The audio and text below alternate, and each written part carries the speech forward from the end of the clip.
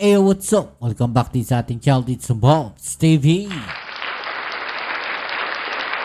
Alright, so tayo babalik-balik mga babayan at ito breaking news po, no? Ito pong si Tito Johnny, Manong Johnny, o si dating Senator Juan Ponce Enrile, no? Ay yumaon na po mga kababayan, no? At tuluyan na po siyang sumama, no? Sa ating poong may kapal. At condolences po sa kanyang family mga kababayan. Okay, so ito po sa edad na 101 ay pumanaw na po. No, ito pong si Juan Ponce Enrile at narito po ang naging pahayag ng ating Pangulong Bongbong Marcos. Okay, so sabi po niya dito, we say goodbye to one of the most enduring and respected public servants of our country has ever known. For over 50 years, Juan Ponce Enrile dedicated his life to serving the Filipino people, helping guide the country through some of its most challenging and defining moments. Even in his final years, he remained brilliant, sharp, and firm in his belief that law and governance must always serve the Filipino people. His passing marks the close of a chapter in our nation's history, but the mark he leaves behind in law, in government, in governance, and in the hearts of those he served will never be forgotten. At ito nga po, no, yung naging pahayag ng ating Pangulong Bongbong Marcos, at ito rin, no, sinasabi rin niya rito, maraming salamat Tito Johnny, paalam at salamat sa isang buhay na buong puso mong inalay para sa bayan. Okay, so alam naman natin marami po silang pinagdaanan ang pamilyang Marcos at ito pong dating Senator Juan Ponce Enrile mga babayan. No, at talagang sa mundo ng politika ay marami pong naiambag. No, ito pong si Manong Johnny, tawag nga po nung iba. Okay, so panoorin natin yung ibang mga detalye at balita dito po sa pagpanaw, no, nito pong si Juan Ponce Enrile. Pumanaw na si Chief Presidential Legal Counsel at dating Senate President Juan Ponce Enrile. Ito ang kinumpirma ng kanyang anak na si Katrina Ponce Enrile, ang kanyang buhay at karera. Sa ulat ni Hannah T. Si Juan Ponce Enrile ang isa sa pinakamatagal na mambabatas sa bansa. Isinilang noong February 14, 1924 sa Gonzaga, Cagayan. Si Enrile ay nagmula sa simpleng pamumuhay. Ang kanyang pagpanaw, marka ng pagtatapos ng isang mahalagang yugto sa kasaysayan ng Philippine politics. Siya ay anak ni Alfonso Ponce Enrile at Petra Fulaganan. Nagtapos siya ng may karangalan bilang cum laude at salutatorian mula sa University of the Philippines College of Law noong 1953. Kumuha rin siya ng Master of Laws sa Harvard University noong 1955 na nagpatibay sa kanyang reputasyon bilang isang legal scholar. Sinimula ni Enrile ang kanyang karerang pampulitika sa ilalim ng dating Pangulong Ferdinand Marcos, kung saan siya ay nagsilbing kalihim ng katarungan at kalaunay naging Minister of Defense. Isa siya sa mga arkitekto ng pagdedeklara ng martial law noong 1972, isang panahong puno ng kontrobersya dahil sa mga aligasyon ng paglabag sa karapatang pantao. Pero noong 1986, tuluyang nasira ang kanyang relasyon kay Marcos. Kasama si Fidel Ramos, tumalikod sila sa diktadura.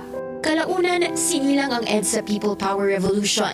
Sa pamamagitan ng revolusyong ito, natapos ang mahigit 2 dekadang pamumuno ni Marcos. Pagkatapos ng EDSA Revolution, nagpatuloy ang political journey ni Enrile. Nagsilbi siya ng 4 na termino sa Senado at naging Senate President mula 2008 hanggang 2013. Nakilahok siya sa mga debate ng mga mahahalagang panukala, gaya ng pag-amyenda sa Electric Power Industry Reform Act o EPIRA at Comprehensive Agrarian Reform Program o CARP. 2014 nang naaresto si Enrile dahil sa mga kasong plunder at graft na may kaugnayan sa pork barrel scam, pero pinayagan siyang makapagpiyansa ng Korte Suprema noong 2015 dahil sa kanyang katandaan at mahinang kalusugan. Nitong Oktubre naman, inakwit ng Sandigang Bayan si Enrile sa natitirang 15 graft charges. Kaugnay pa rin ang diversion ng higit kumulang 172.8 million na pork barrel funds. Sa kabila ng mga hamon, kilala pa rin siya sa larangan ng politika. Disiplinado raw si Enrile pagdating sa kalusugan, kabilang na ang regular exercise at pagkain ng mga gulay gaya ng saluyot na sinasabing naging sikreto raw ng kanyang mahabang buhay. 2015 na maospital siya dahil sa pneumonia habang nakadetain sa PNP General Hospital. Doon inireklamo ng kanyang mga abogado ang kakulangan ng pasilidad sa mga ospital na nagdulot umano ng paglala ng kanyang kondisyon. Sa labas umano ng politika, si Enrile ay isang dedicated father at husband. Siya ay ikinasal kay Cristina Castañer at nagkaroon sila ng 2 anak na sina Juan Jr. at Katrina.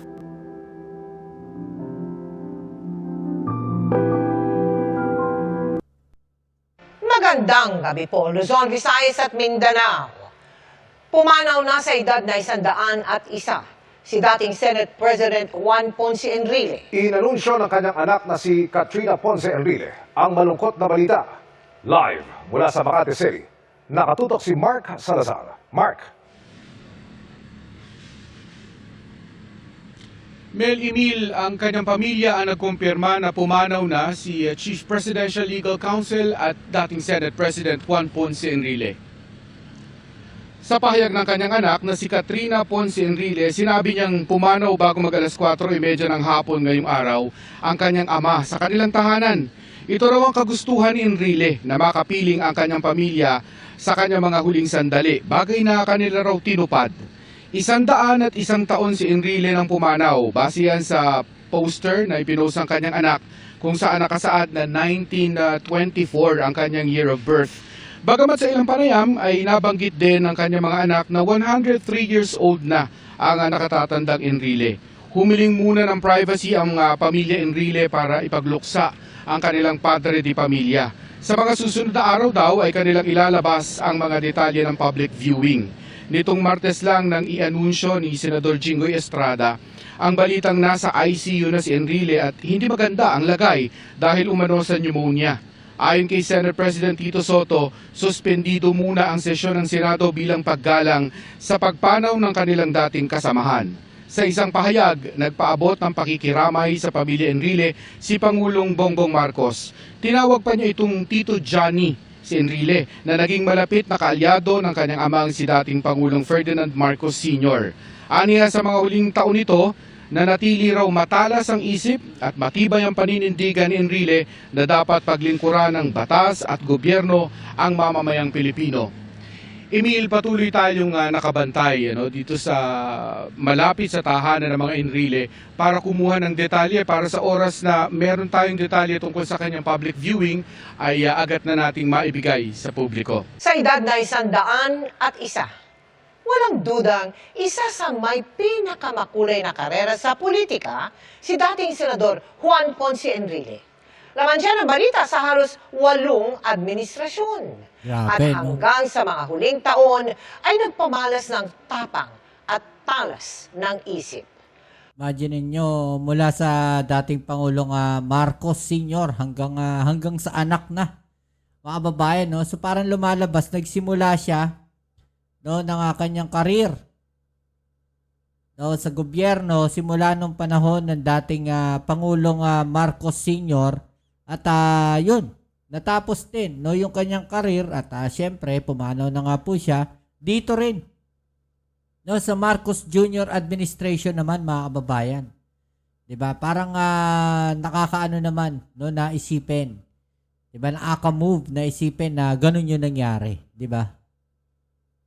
Ang buhay ni Enrile at kung ano ang ambag niya sa paghulma ng takbo ng politika sa bansa, sa pagbabalik ni Mark Salazar.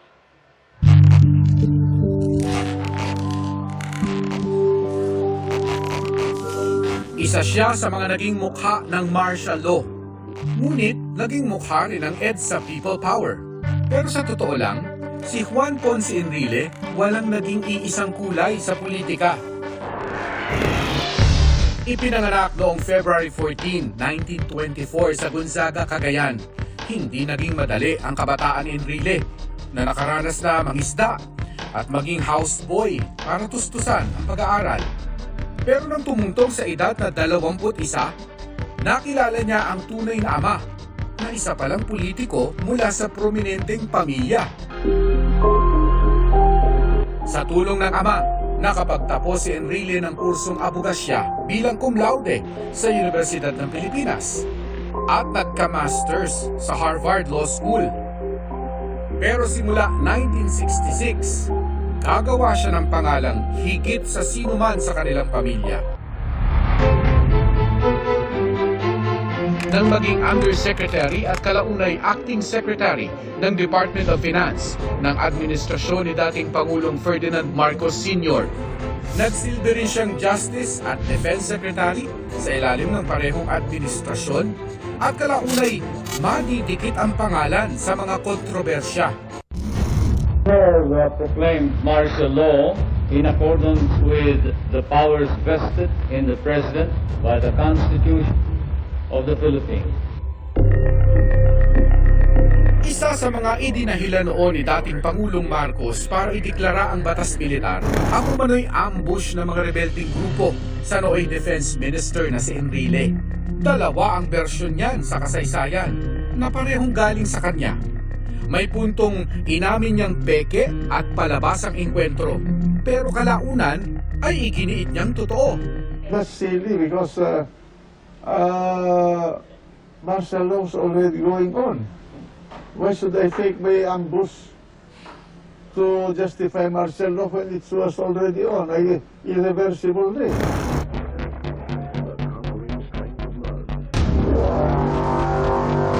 Naging malaking bahagi man ng administrasyon ni Marcos Sr. Isa si Enrile sa mga naging nitsa rin ng EDSA People Power Revolution noong 1986. Kumala siya at ang nooy AFP Vice Chief of Staff na si dating Pangulong Fidel V. Ramos sa administrasyong Marcos. Nagsilbi pa nga siyang Defense Minister ng pumalit na si Pangulong Corazon Aquino. Pero kalaunay pinagbitiw at kinasuhan ng masangkot sa umano'y planong kudita laban sa administrasyong Aquino. Tila mauulit ang kasaysayan nang ipaaresto naman siya ni dating Pangulong Gloria Macapagal Arroyo noong 2001.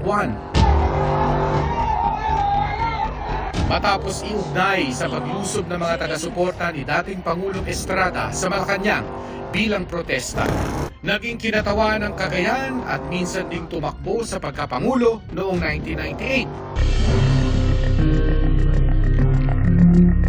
Pero pinaka-tumatak si Enrile sa Senado kung saan 4 na beses siyang naluklok, lalo na maging presiding officer sa impeachment trial ni nooy Chief Justice Renato Corona noong 2012.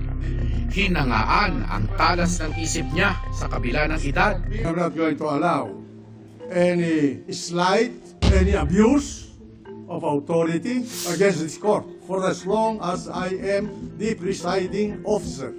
At itinuring na rockstar ng impeachment trial. Hindi papayagan na babastusin itong husgado na ito na masisinuman. Pero 2 taon matapos niyan, isinangkot naman si Enrile sa kontrobersyal na pork barrel scam at kinasuhan pa ng kasong plunder. Gayunman, pinalaya siya noong 2015 nang payagang makapagpiyansa dahil sa lagay ng kalusugan. Tuluyan siyang inabsuelto sa lahat ng kaso kaugnay ng pork barrel issue noong October 2025. Pinasasalamatan ko yung mga magistrado for rendering justice to all of us. I know all along that I'll be acquitted because I can't done anything. Nag-anunsyo man ang pagre-retiro sa serbisyo publiko noong 2016. Tumakbo muli si Enrile bilang senador noong 2019 bagamat natalo.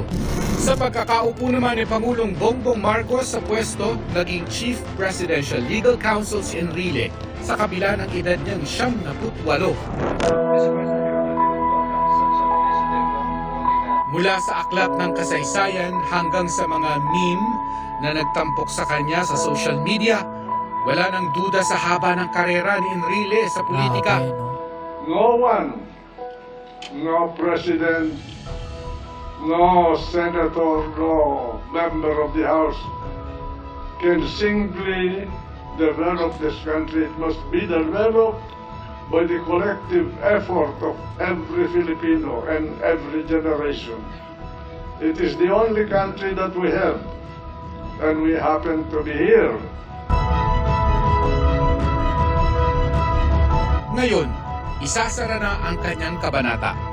Pero patuloy na mararamdaman ng susunod na henerasyon ang ambag niya sa paghulma ng takbo ng bansa.